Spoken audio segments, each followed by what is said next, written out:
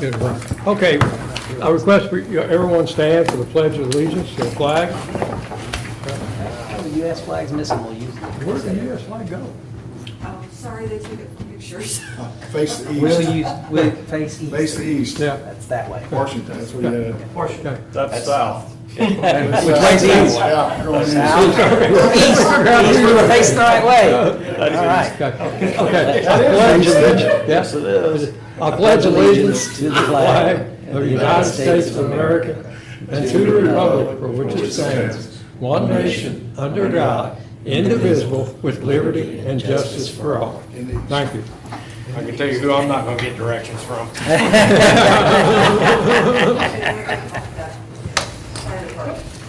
Okay. Have a roll call Mac, here. Brian, Here? Mark. Yep. Don. Tim, Here. Larry, Here. Joe, Here. Mary. Resolution. Here. Jeff, Here. Steve, Yeah. me, Joey, and Okay, do I hear a motion to approve the agenda as presented? I'll make the motion. That was Tim. All those we have, all those in favor say aye. Aye. Statement from board members for disqualification, seeing none. Statement from the attorney. None. Recognitions of citizens if not on the agenda. So do you have a question? I'm just observing. Oh, okay. I thought you were here to see about maybe zoning for for a food service business. Jeff can Yeah. explain it to you. If you do have questions, then when we get to that point, let us know. Okay, okay. Thank you. Good. Recognition, okay, pass that. Reading of minutes, approval of meetings of, what, the February the 5th, February 15th, yeah. Has everyone had a chance to read the minutes?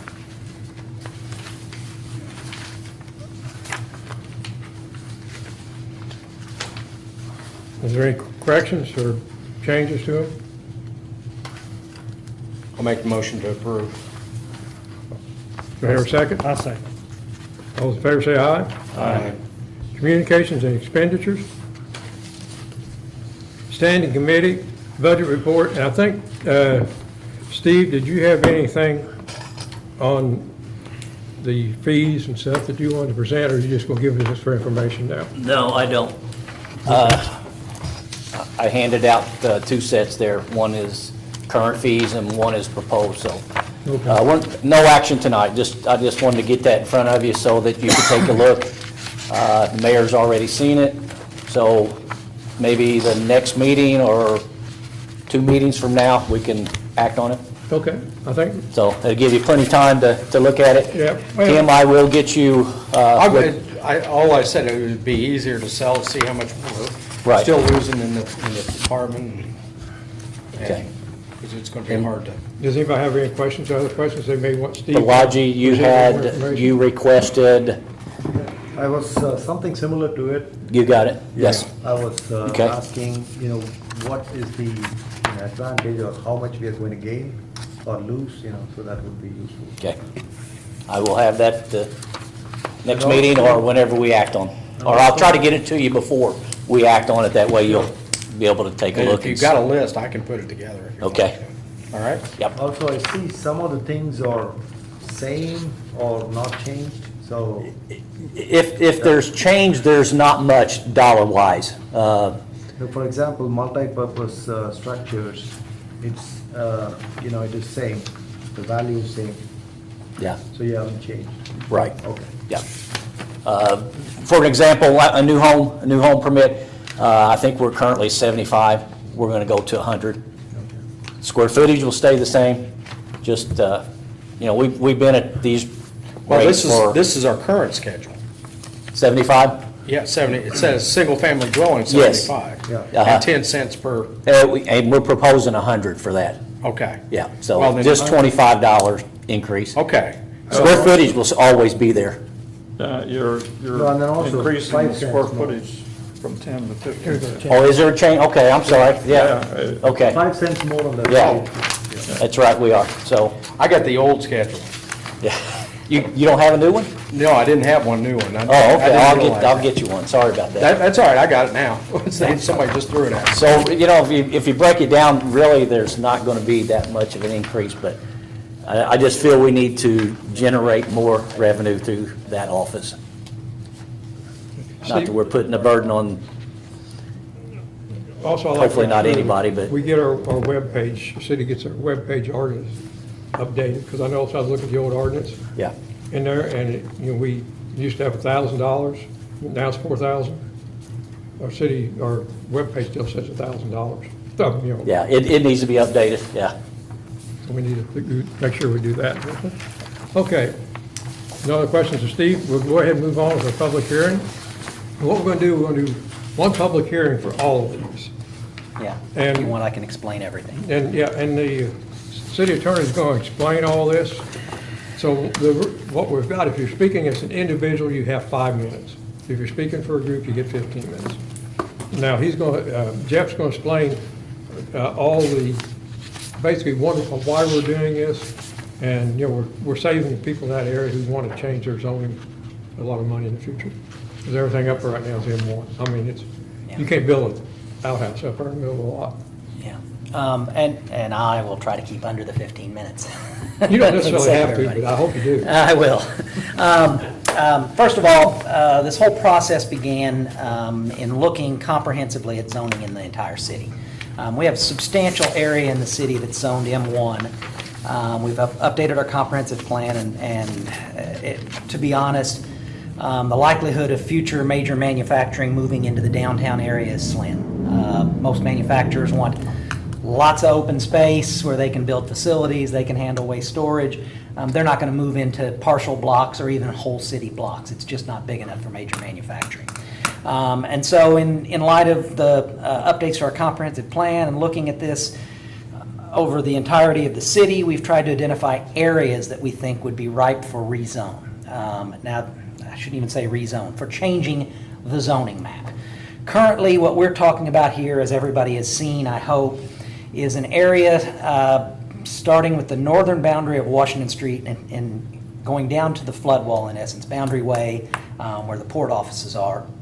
There is a multi-block area that is all zoned M1 with the exception of 3 or 4 lots that Habitat for Humanity rezoned last year.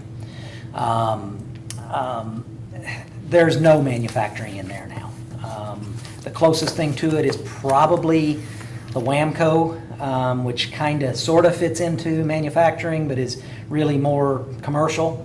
The problem with all of that being zoned M1 is there's a whole lot of empty spaces down there. And let's say, for instance, folks wanted to build a house, duplexes, apartment complexes. Under current zoning, they simply can't. Even if it were an allowed use, the setbacks are so large that you could maybe put a yard barn in the middle of a lot. But you couldn't use the lot. So every landowner down there that wants to do something would have to come before this body, get a petition filed to either rezone it or seek a variance, whatever the case may be. In looking at that and the various uses that are going on, we developed a proposed updated map that changes all of the property down there from M1. There would no longer be M1 in the designated area that we're talking about. It would be a combination of R3 residential, C2 commercial, and C3 commercial. But based upon the relative uses right now or what we believe the future uses of the property would be. We believe this would be much more likely to induce development. We think it would be very favorable for existing landowners that might want to make changes to their property, add buildings, add improvements to their existing uses of their property, because as it stands right now, unless they already have something there, they really can't do anything with it.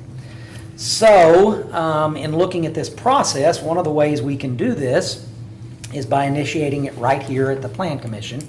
Under Indiana Code Section 3674602, if the Plan Commission initiates a move to update our maps, let me get my typical lawyer, I make myself cheat sheets. So long as that proposed change is consistent with Indiana Code Section 3674602, 601, which largely says, does the change you want to make comply with your comprehensive plan? Does it, let's see. It provides that any changes you make may include geographic areas that are not contiguous, which means we can pick and choose within this area the spots that we want to zone differently. It'll still continue to use the exact same language in our zoning ordinance, so the updated zones would control requirements for the type of structures, location, height, area, bulk, floor space that we already use for those other areas of the map that similarly would be R3, C2, or C3. Covers restrictions on the kind and intensity of uses, or any other provisions that are necessary to implement the purposes of the zoning ordinance. So we certainly satisfy that requirement.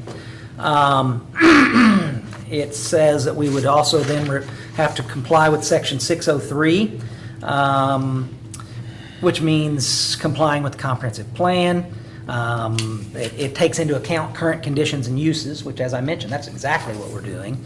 The most desirable uses, well, we think the most desirable uses down there are going to be housing, light commercial, some, I'd call it moderate commercial, WAMCO, existing businesses, the proposals that some of us are aware of with regard to the old Swiss Plywood building and Bliss Artisan and their plans down there. And ideally, the conservation of the property values for everybody. I think this ultimately is a benefit to all of the property owners down there, because potentially, as we know, as neighborhoods develop, our property values increase. It's good for all the property owners. And also keeps in mind responsible development and growth. We don't just open it up to everything. We target what we want to be in that area. In the event that the commission is comfortable with the recommended changes that we have proposed, what you guys do is certify a favorable recommendation to the council pursuant to Section 605 of the same code provisions. We make a recommendation to the council. Within 10 days, the council can take up that recommendation and adopt an ordinance to change the map. We have, and I hope you guys all have this, 2 different sheets here that list the various properties. Multiple properties here. As I recall, I didn't count these today, I think I sent 32 individual letters to property owners. Each of my letters and I've got copies of all of those letters here for anybody that might want to take a look at them. They all explain the 10,000-foot explanation for what we're doing, but specifically reference to each landowner which new designation you would be in. The majority of them, the majority of them would change from M1 to R3. R3 is residential multifamily district, which allows everything from single-family homes up to multifamily dwellings, so houses up to apartment complexes in R3. Permitted accessory uses, garages, sheds, swimming pools, gazebos, fences and walls, compost facilities, decks, carports, signs, solar panels, off-street parking, or other uses which are similar or clearly identical to the principally permitted uses on the lot. I cannot quote from you verbatim what the setbacks are, but it would change the setbacks. Steve, you correct me if I'm wrong here. In M1, the setbacks for these property owners are 90 feet. Now, if you've got a 140-foot lot, you see where the problem comes in. What's the setback in R3? 15 feet. 15 feet. Thank you, Larry. So it substantially increases what property owners in this M1 that have developable residential lots could do. Then in the C2, again, Larry, you got me the assist on that. What do we drop our setbacks to in C2? I should have known this, but I was busy with the statutes. Let me see here. Setback, there are none. No setbacks in the C2s? There are on the sides, but none. On the sides, but not on the front, yeah. Oh. And then I think the C3s are similar. I would note, I had a discussion with the owner of WAMCO. He's got several lots. He's indicated. C3s are quite a bit different. Here's There's C3. 50 feet on the 50. front yard, Yeah. 30 feet on the rear yard and 75 feet on the side yard when adjacent Adjacent to to a residential residential. district. Yeah, yeah.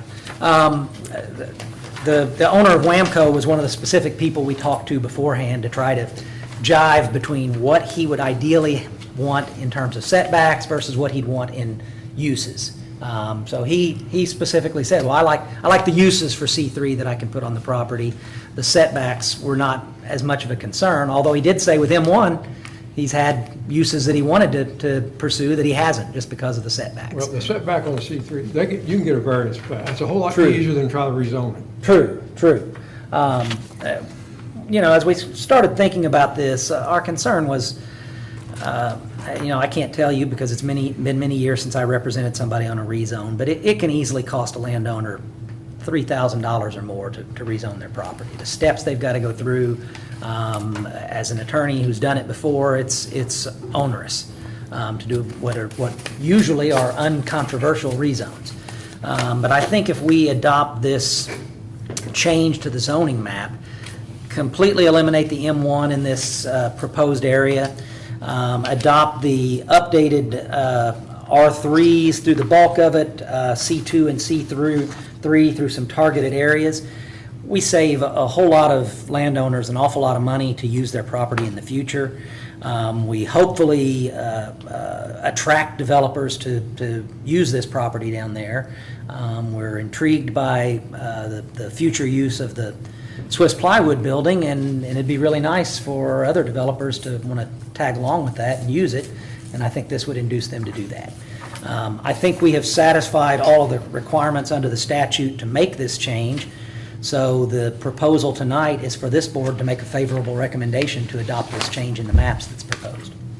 Then it has to go to the, Then it would go to the council next week. For them, I have not yet drafted a proposed ordinance, so I would have to, between now and then, draft an ordinance. it takes 5 minutes. Yeah, well, this one might take a little more than 5, because I would include a lot more specifics in the ordinance. But- I did draft a resolution for this board to certify, and I left it sitting on my printer when I left the office. So if we choose to do that, I will kind of summarize what that resolution would read, and then we could make sure we get it executed and forwarded onto the council tomorrow. So, first of all, questions of the board members. What's the drawback? Is there any? In my mind, Yeah. absolutely nothing. I see none.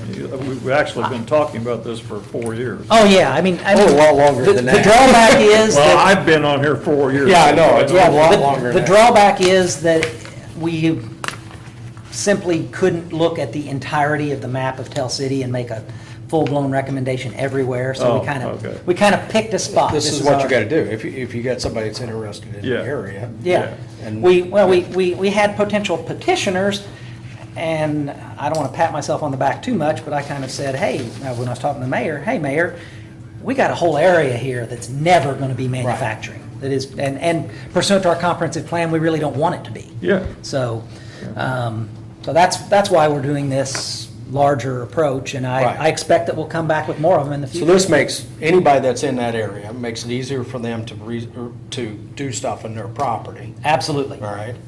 Yes. It also restricts the locations to fit the needs that they have, such as Wamco. Yeah. Yeah. So- Yeah, we're calling this the Swiss District in this area down there, and it's, I'm not gonna say it's blighted, it just has not had any real development No. in many years. It's- And, after the big fire in 2018, this is long overdue, for this property down there. That we're not gonna see another factory built down No. there. And the thing is, there's not a lot of land in Tell City that's zoned, like R3, that they could actually build on, for residents anymore. It's already built. It's already built, yeah. Most of our residential neighborhoods. Well, are we've had already to built. issue variances on the property that's being built Yeah. down on Yeah, 7th Street, but, that's not that big a deal. yeah. Okay. I did, just by way of reassuring everybody, I spoke with the county assessor. If we make this change, if the council makes this change, this will not change how anybody's property is assessed. The assessor verified for me that land use designations and zoning are not a factor in property evaluation assessment. So this change in and of itself absolutely cannot change anybody's assessed value for property tax purposes. Current uses, anybody who is currently using their property, they are grandfathered into that use of property. These zoning changes don't stop anybody from using it the way they're using it right now. It just opens up the possibilities in the future, particularly for the vacant lots. If somebody's, there's some people on here that own some rentals that, hey, they decide they want to tear that down and build something new, they can do it.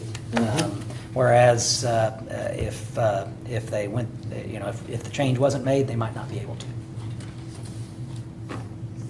Okay, does anybody have any questions of Jeff right now? Larry, do you have any questions, Jeff? I think you answered most of my questions. The red, the dark red, I didn't worry about paper. The dark red is light commercial and residential. Let's The see. dark here, Okay. The ones that are dark red on here is going to be C2 Central Business. I can tell you C2. That's commercial too. That's commercial, yeah, commercial too. And I'll just rattle off the uses. Principally permitted uses, multifamily dwellings, commercial recreation, retail businesses, personal services, offices, drinking and eating establishments, automotive filling stations. We don't anticipate any of those will come.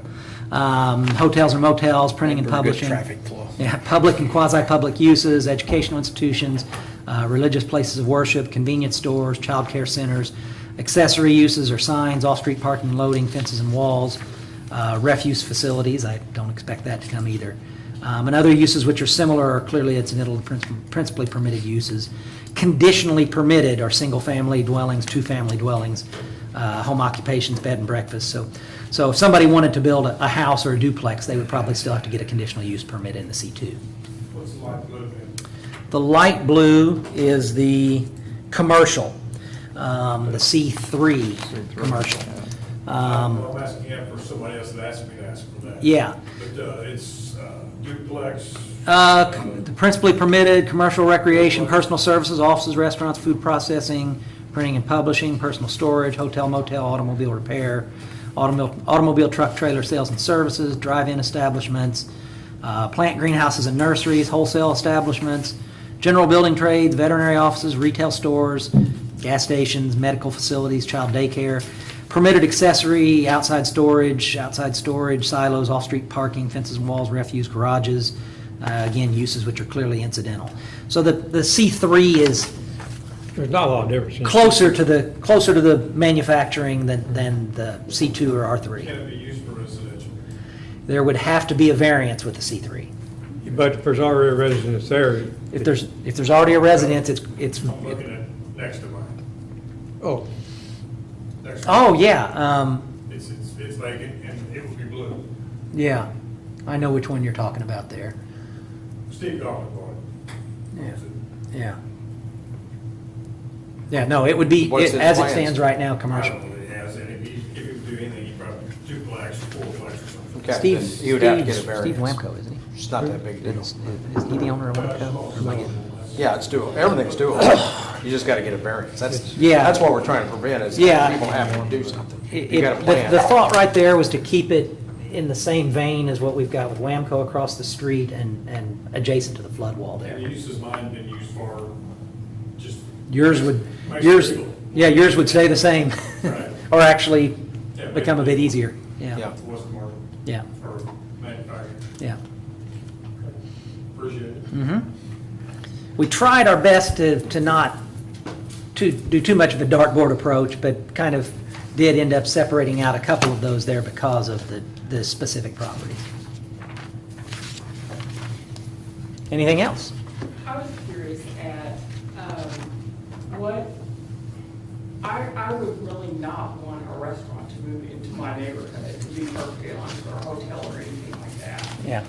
And, but I was wondering, would R3 be something that you could still run a small business in? Yes, it would be.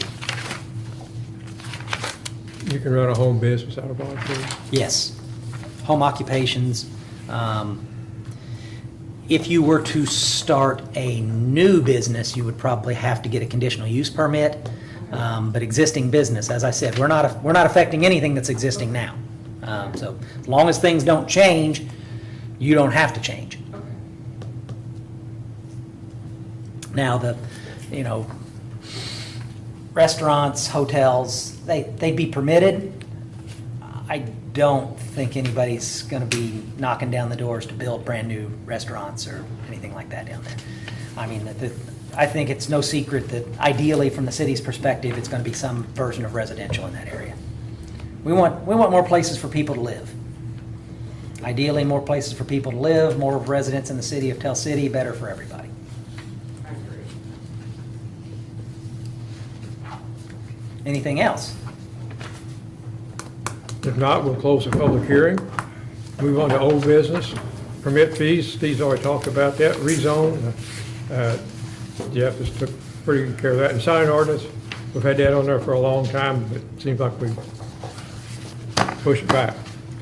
Okay, then I guess we'll go ahead on a new business. We're going to do there's 3 zoning worksheets. We'll do all 3, basically they're all same. Actually, Mac, I do not believe we have to do the worksheets because this is not like a normal petition. Okay. The statute we're proceeding under, what I would invite a member to make is a motion to make a favorable recommendation to the council. I've drafted an ordinance and I can summarize. The ordinance is an ordinance making a favorable recommendation for the council to adopt the proposed change to the zoning map that we've discussed tonight. Without going into the gory details of it, I've cited the various statutory provisions, and the recommendation would be for the council or certifying a favorable recommendation to the council to update the zoning maps pursuant to the discussion we've had tonight. I would subsequently draft a proposed ordinance for the council to consider next Monday to update the zoning map. Okay, is everybody okay with that then? Are we in a new business now? No, we're still under new business. I thought we were still under public hearing. We haven't closed public. Well, hearing. he closed Oh, the did he? public Okay, hearing. that's all right. Yeah. That ain't, yeah. So I think the motion that I'm inviting is a motion to make a favorable recommendation regarding the change of the zoning. I'll make that maps. motion. Do you hear a second? I'll second it. Okay, do we have any discussion on it? Hearing none, I'll ask for a vote. All those in favor say aye. Aye. Aye. Those opposed? Okay. Hearing nothing?